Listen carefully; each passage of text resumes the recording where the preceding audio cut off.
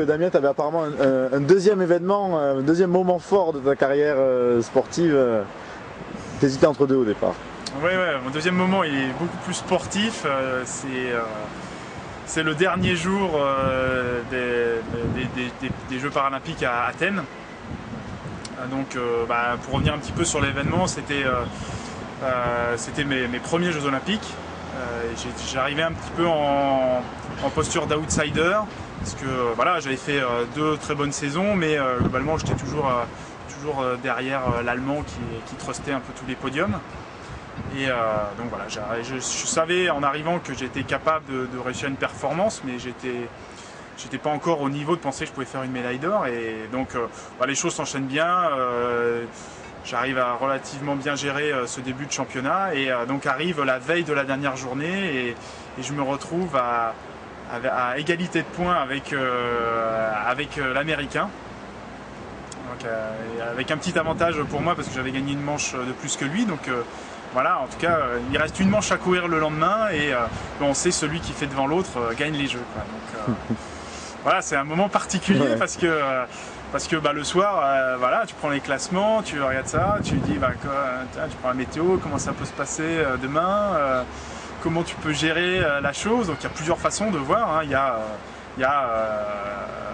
Je gère le podium et c'est déjà super de faire deuxième ou troisième sur les jeux. Ou alors j'attaque pour garder ma place de premier, quoi. Donc j'ai fait le choix moi d'attaquer voilà, comment se fait ce choix? Comment ça se passe? Comment ça se fait? Ça s'est fait le matin en fait. J'ai eu la chance de déjà très bien dormir cette nuit-là, ce qui n'était pas forcément gagné au début. Parce qu'on peut se dire que dans cette atmosphère particulière des jeux et puis avec cette pression du résultat aussi, on peut dire que c'est pas facile de dormir. Alors je fais quand même une super nuit, ça c'était bien. Et je me réveille le matin et gonflé à bloc et je réveille Jean-Jacques, mon entraîneur qui était à côté de moi et je me souviens de la phrase que je lui dis. Je lui dis, je sais pas ce que tu fais toi aujourd'hui, mais moi je vais gagner médaille d'or. Je lui dis ça comme ça au réveil, il était tout content.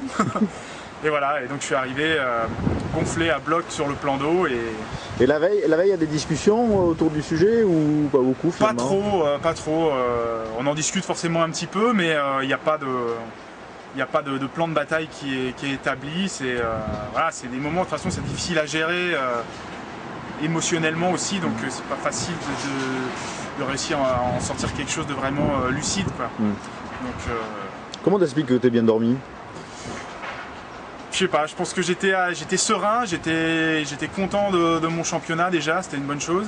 Et ouais, après faut croire que je supporte bien la pression aussi. Donc c'était plutôt pas mal. Ouais. Et alors du coup, comment ça se passe au bout du compte? Ça se passe très bien parce que du coup moi je vais mettre une pression énorme sur mon adversaire direct dès la procédure de départ et il craque complètement sur ce départ là et après moi je fais une super course qui n'était pas facile à gérer tactiquement parce que moi je me suis retrouvé en tête rapidement dans un vent qui était très mou et qui évoluait sur la gauche. En tout cas c'est ce que moi j'avais compté dessus et c'est ce qui s'est passé sur la manche. Et sur le deuxième tour en fait il était loin derrière et il prend une option l'option qui tue, quoi, à l'inverse de la flotte, complètement sur l'endroit où le vent n'évoluait pas. Et moi je peux pas me permettre de le laisser partir tout seul comme ça de son côté.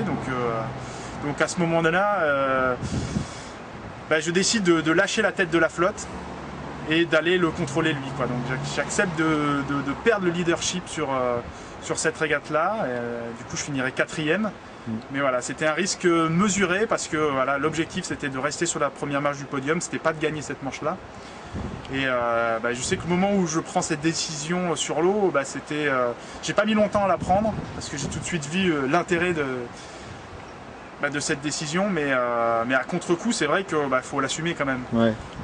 Parce que pourquoi faut l'assumer? Faut l'assumer parce que voilà, c'est aussi prendre un risque après de faire aussi une très mauvaise manche, et la très mauvaise manche pouvait aussi remettre en question le résultat final. Donc, alors, et si tu devais donc revivre une situation comme ça, ou donner des conseils, ou comment tu vois des gens qui se retrouveraient leur premier jeu, enfin quelque chose qui peut venir. Ouais, c'est pas facile, ça dépend vraiment du caractère de chacun. Moi j'ai fait vraiment en fonction de ce que je ressentais sur le moment, que ce soit déjà sur l'approche de cette régate-là et puis après sur la gestion directe sur l'eau. Voilà, après il y a d'autres gens qui auraient fait certainement autrement avec peut-être plus de réussite ou moins de réussite, oui. Je sais pas, mais oui, en tout cas je l'ai fait vraiment à l'instinct, sur l'envie du moment et voilà, j'ai mis mes tripes sur la table à ce moment-là, sur ce départ-là et puis c'est passé, et tant mieux. Et je pense que si ça n'était pas passé, je pense que au moins j'aurais pas eu de regrets parce que j'avais tenté ce que j'avais envie de faire. J'ai pas fait quelque chose qui m'était imposé à un moment donné ou que j'ai fait à contre-cœur. Non, j'ai fait vraiment ce que je voulais faire et je pense que ça c'était la meilleure des décisions. Alors du coup j'ai une dernière question par rapport à cette. Comment tu situes le rôle de l'entraîneur dans ces moments-là finalement?